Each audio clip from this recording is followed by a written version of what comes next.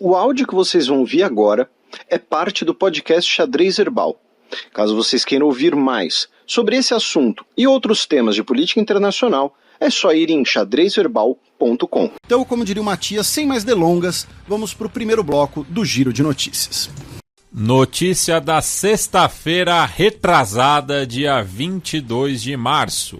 Malásia recusa oferta para sediar Jogos da Commonwealth de 2026. Esses são aqueles jogos que originalmente estavam previstos para serem realizados no estado australiano de Vitória, que decidiu que não ia mais sediar a competição devido aos seus altos custos. E aí, basicamente, não tem mais uma concorrência para receber o campeonato. A organização que está oferecendo o campeonato aí para todo mundo, falando, olha só, alguém cedia essa bodega, pelo amor de Deus? Esse estorvo. E aí, o Quênia rejeitou e a Malásia rejeitou agora também. Tá? Segundo a estimativa do Estado australiano de Vitória, os custos seriam de 4 bilhões e meio de dólares. E assim, não é 4 bilhões e meio de dólares para você receber uma coisa que tem uma grife mundial, como Jogos Olímpicos ou Copa do Mundo. Não, é para receber os Jogos da Commonwealth, que é importante esportivamente, tem um alto nível esportivo, mas do ponto de vista de marketing, do ponto de vista de tentar recuperar essa grana com turismo, com transmissões, não é a mesma coisa, né? E, assim, pode ser zica da Betinha também, né? Porque vão ser os primeiros jogos da Commonwealth depois do falecimento dela e até agora nada. Ali perto, na Indonésia, o governo indonésio anunciou que 13 militares foram detidos e pediu desculpas oficiais pelas filmagens que foram publicadas de um homem papuásio sendo torturado por militares indonésios. Tá? Vamos lembrar, o novo presidente da Indonésia, o presidente eleito da Indonésia, o general que participou dos crimes no Timor-Leste, ele é proibido de entrar nos Estados Unidos e ele é um defensor eu não vou me lembrar o termo original, peço desculpas, mas o que seria ali a grande Indonésia, o pensamento irredentista indonésio, tá? Então assim, a gente só pode esperar mais repressão dos movimentos locais dentro da Indonésia. E mais ao norte, nas Filipinas, o governo anunciou que derrotou completamente o grupo Abu Sayyaf, que durante muito tempo foi chamado também de Estado Islâmico na Ásia Oriental, ou Estado Islâmico nas Filipinas, coisa assim. Né?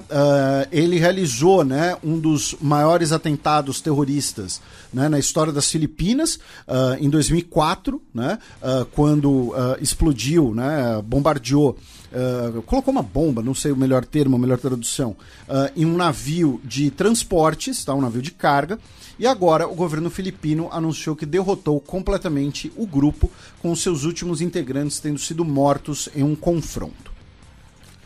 Notícia do domingo retrasado, dia 24 de março. Senegal elege novo presidente após anos de crise. Tivemos as eleições no Senegal, né, que comentamos já há vários programas. E, como previsto, tivemos a vitória, né, do líder oposicionista, né, crítico do Macky Sall, o Bassirou Diomaye Faye, tá? Ele que é aliado do principal líder da oposição, que não competiu nas eleições, tá? Que é Ousmane Sonko. E depois da vitória ter sido confirmada, o Faye nomeou o Sonko como seu chefe de governo, como seu primeiro-ministro, tá? Que vai ser ali uma espécie, né, de ministro-chefe. Lembrando que ambos, há um mês atrás, estavam presos, né, pelo governo Macky Sall. Então, assim, foi da prisão para a presidência em questão de um mês, e um da prisão para ser primeiro-ministro. O Ousmane Sonko não pôde ser candidato, né, oficialmente, porque ele não teria um registro político válido. Extraoficialmente se fala que foi como parte ali de um acordo para a libertação desses líderes oposicionistas, e agora ele se torna o mais jovem líder eleito da África, tá? Líder eleito, né? Então vai desconsiderar, por exemplo, o Matias lembrou aqui, né, do Mahamat Deby, que é o presidente do Chad, né, filho do Idriss Deby, que herdou o poder. Ele venceu as eleições com 54,28% dos votos. Em segundo lugar, ficou o Amadou Ba, que era o candidato do Macky Sall, foi ministro da Economia, foi primeiro-ministro do Senegal também, que ficou com 35% dos votos. Ainda no continente africano e também no dia 24, principais figuras da oposição do Chad são barrados de eleições. Pois é, né? A sua lembrança agora há pouco foi precisa, né, Matias? Que o Mahamat Deby, ele tem 40 anos de idade, ele é o general de 5 estrelas do exército do Chad, herdou o poder do seu pai, Idriss Deby, que morreu em circunstâncias bastante suspeitas, né, quando estava ali visitando o fronte. E aí nós tivemos aquele referendo constitucional sobre as eleições e, finalmente, a promessa de realização de eleições, e agora foram determinados os candidatos das eleições. E os dois principais opositores, né, do governo militar foram barrados, né, foram impedidos de disputar as eleições, cujo primeiro turno está previsto para o dia 6 de maio, ou seja, mais ou menos daqui a 2 meses.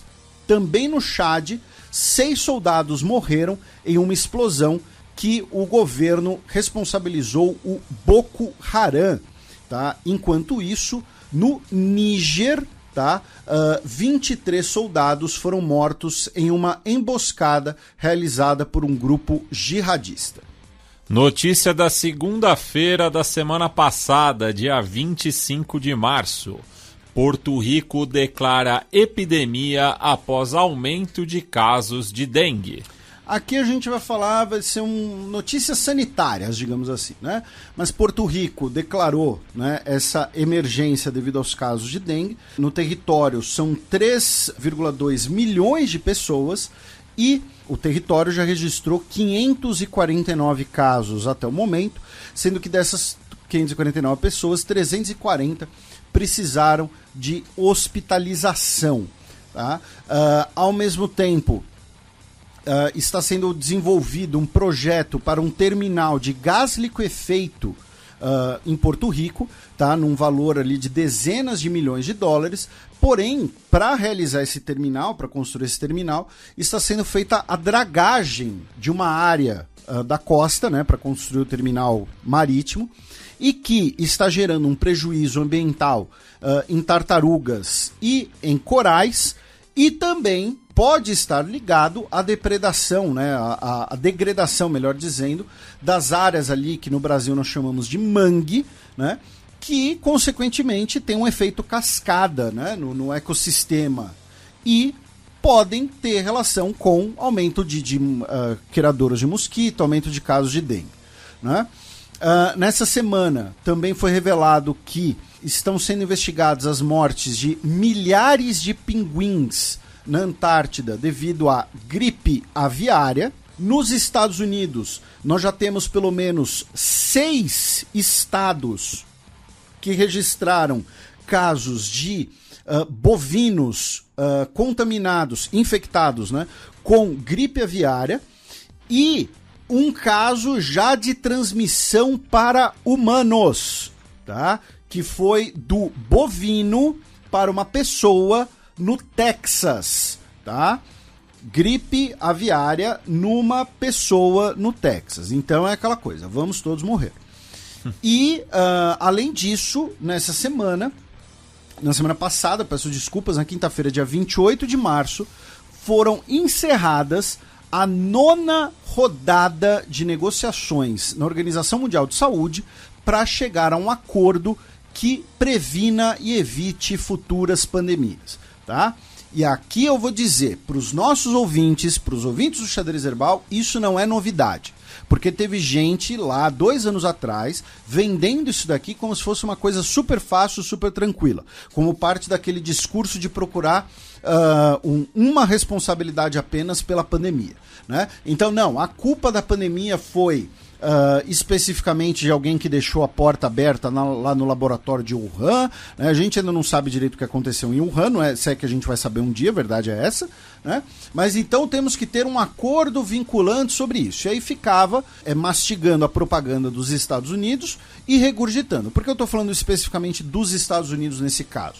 Né? Porque entre China e Estados Unidos, tal, não tem a ver com essa disputa entre os dois países. Tem a ver com o fato de que, na época eu expliquei aqui, que o governo dos Estados Unidos dificilmente vai aprovar um texto multilateral que contenha as provisões que eles mesmos desejavam. Tá? Então o governo dos Estados Unidos, o governo da Austrália, ainda era o governo Trump, para ser justo, né? Ainda era o Mike Pompeo, né? Mas o governo dos Estados Unidos, o governo da Austrália falavam assim, não, tem que ter inspeções surpresa, né? Inspeções sanitárias, inspeções de condições de trabalho surpresa para garantir que não tem uma nova pandemia.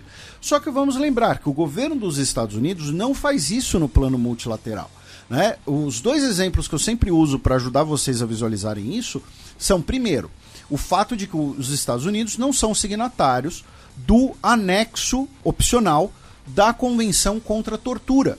Por quê? Porque ela prevê inspeção surpresa em penitenciárias. E o governo dos Estados Unidos não vai autorizar isso. Tá? E o segundo exemplo o governo dos Estados Unidos tinha o acordo de fiscalização mútua nuclear com quem? Só com a Rússia. Tá? Falava, olha só, nós temos os 2 maiores arsenais do mundo, então eu e você vamos ter aqui um controle armamentista, eu e você vamos fiscalizar o arsenal um do outro. Tá? Agências internacionais, outros países, dane-se, não estão no mesmo patamar que a gente, não precisam participar. Então, as exigências que da boca para fora o governo Trump falava que a China deveria cumprir, e aí eu dei o exemplo da China, não por alguma particularidade, mas porque, né, o epicentro da epidemia foi ali, da pandemia de Covid-19 foi ali, isso é fato. Tá? Independente das investigações, ela começou na China. Então tudo que o governo dos Estados Unidos falava, o governo dos Estados Unidos não iria cumprir. E é o que está acontecendo agora, está travado por isso, porque ninguém vai assumir um compromisso multilateral amplo sem que ele seja válido contra si mesmo. Tá? Então é o seguinte, você chega na OMS, vamos tirar Estados Unidos e China, tá, do cenário. A França vai chegar na OMS e vai falar, olha só, nós temos o direito de inspecionar de forma surpresa os laboratórios sanitários no Brasil. Né, inspecionar lá o Instituto Butantan, a Fiocruz, tudo isso que tem lá, porque lá tem patógenos, lá tem doenças, né, que podem escapar. Perfeito, o Brasil vai virar e falar, tá bom, tudo bem, a gente vai inspecionar os seus de surpresa também. Ah, não, pera aí já é vandalismo. Né? Então, um acordo desse é muito, muito, muito difícil para sair. Está sendo negociado há 2 anos, o ideal é que saia, nós desejamos que saia, é preciso que saia, mas dificilmente vai sair.